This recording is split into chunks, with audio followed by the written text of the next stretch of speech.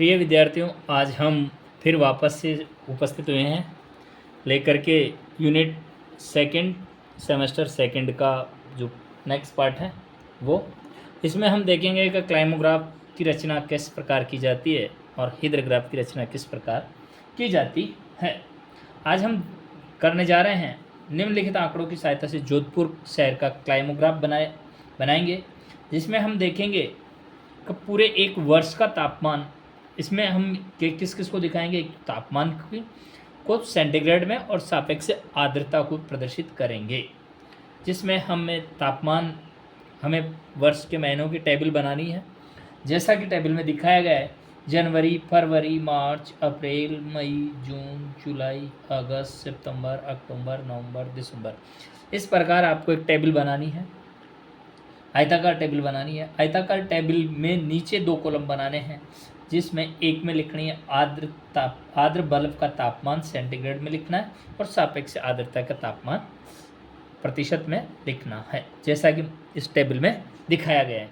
इसकी सहायता से हम एक ग्राफ पेपर लेंगे और ग्राफ पेपर पे हम क्या काम करेंगे, ग्राफ पेपर लेकर के ग्राफ पेपर में हम इधर से यहाँ तक और यहाँ से यहाँ तक ओ से एक्स और वाई अक्ष दोनों अक्षों पर हम क्या करेंगे, दो लंब डालेंगे और लंब डाल करके हम क्या कर लेंगे, इस पर जितनी प्रदर्शित हाईएस्ट कितनी रेंज है, आर्द्रता की तापमान की हाईएस्ट रेंज कितनी है वो अंकित कर देंगे।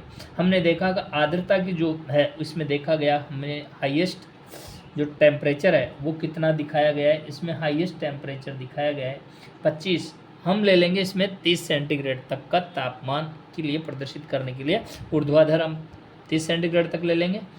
नेक्स्ट है एक्स अक्ष पर लेंगे हम, इसमें हाईएस्ट कितना दिखाया गया है, 55 दिखाया गया है। हम ले लेते हैं इसमें 75 तक ले लेते हैं या 60 तक ले लेते हैं, जो भी आपको उचित लगे। हमने यहाँ लिया है 0 लिया है, ये एक्स अक्ष है और ये वाई अक्ष है। एक्स अक्ष पर हमें सापेक्षिक आर्द्रता को दिखाना है और वाई अक्ष पर हमें आर्द्र बल्ब के तापमान जो सेंटीग्रेड में उसको दिखाना है। इसके बाद हमें क्या करना है, हम पूरे का इसका ये लिख लेंगे 0 एक्स और वाई, और एक बड़े खाने बराबर 5 सेंटीग्रेड आर्द्रता और एक बड़े खाने बराबर वाई अक्ष पर सेंटीग्रेड तापमान 5 के डिफरेंट में लेंगे। जैसे यहाँ लिया हमने 0 से 5 सेंटीग्रेड का तापमान, यहाँ 5 सेंटीग्रेड से 10 सेंटीग्रेड का तापमान, यहाँ 10 से 15 सेंटीग्रेड का तापमान, यहाँ 15 से 20 सेंटीग्रेड और 20 से 25 और 25 से 30 सेंटीग्रेड के तापमान। हमें ये रेंज ओ वाई पर हमने क्या दिखाया है, आर्द्र बल्ब की तापमान दिखाया है। इसके बाद हम ओ एक्स पर अक्ष पर लेंगे सापेक्ष आर्द्रता, और वो आर्द्रता भी किस में प्रदर्शित करेंगे, हैं प्रतिशत में।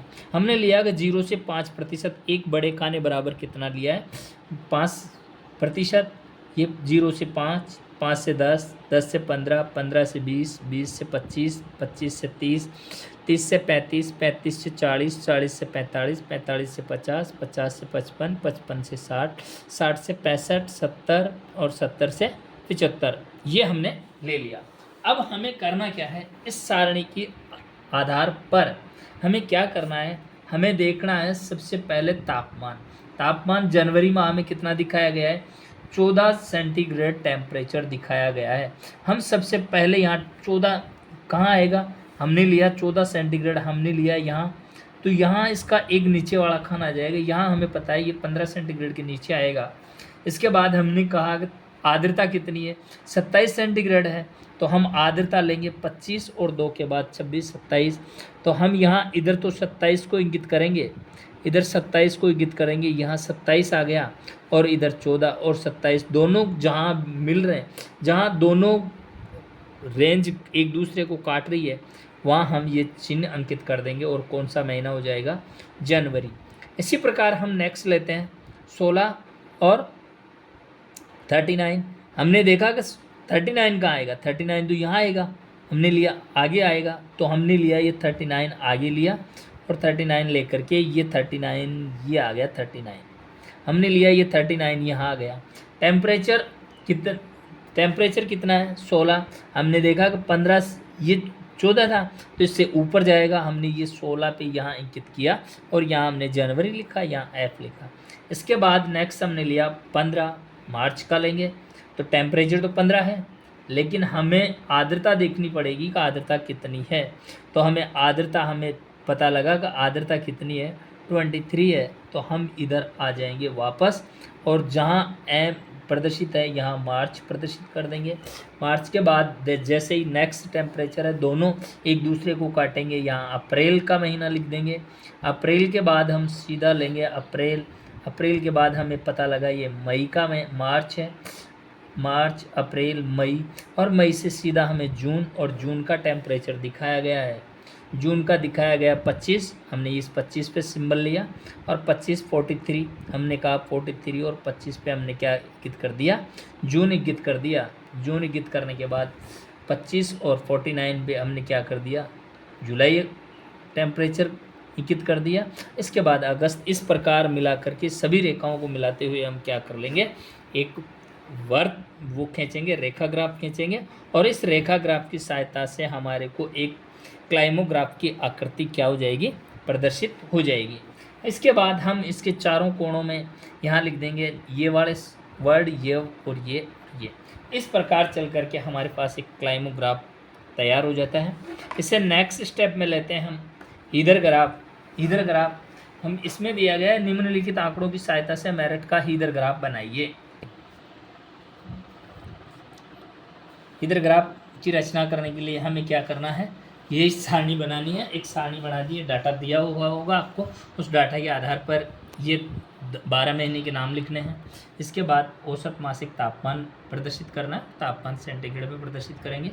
इसी के बाद जैसा हमने क्लाइमोग्राफ में बनाया वैसे ही औसत मासिक वर्षा सेंटीमीटर में प्रदर्शित करेंगे, और यहाँ ले लेंगे। इसके साथ ही ये हमारे पास ऐसा ही एक ग्राफ पेपर होगा, और ग्राफ पेपर पे कैसी आकृति चिन्हित करेंगे, हमारे पास ये आकृति चिन्हित आ जाएगी, अर्थात ये हीदर ग्राफ का है और मेरिट का हीदर ग्राफ बनाया गया है। इस प्रकार यहाँ आकर के हीदर ग्राफ होता है। इसके नेक्स्ट एक और ग्राफ है, यह है हीदर ग्राफ मेरिट का।